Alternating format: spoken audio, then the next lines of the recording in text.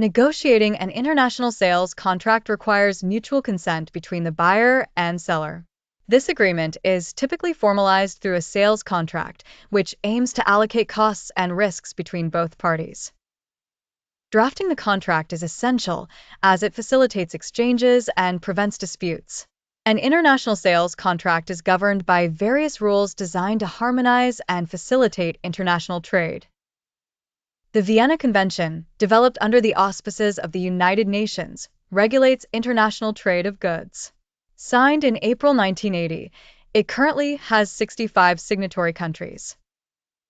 It specifically applies to issues related to the formation of sales contracts and governs the rights and obligations of the contracting parties.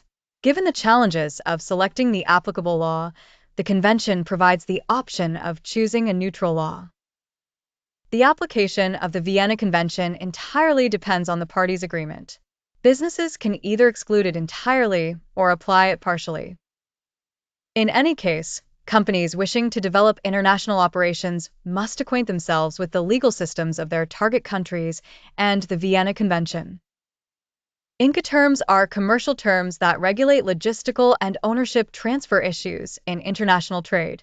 They facilitate the allocation of costs and risks associated with goods transportation between the seller and buyer. Incoterms today form the foundation of international trade rules. For a contract to be concluded, both parties must reach consent. The agreement depends on the offer, the general sales conditions, and acceptance. A commercial offer forms the basis of a sales contract. It should be firm, clear, and devoid of ambiguity.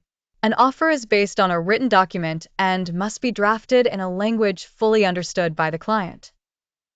The pro forma invoice materializes the commercial offer. It's considered as an estimate outlining the main aspects of the sale. The pro forma invoice includes all elements of a commercial invoice, allowing the buyer to understand the specifications of the offer.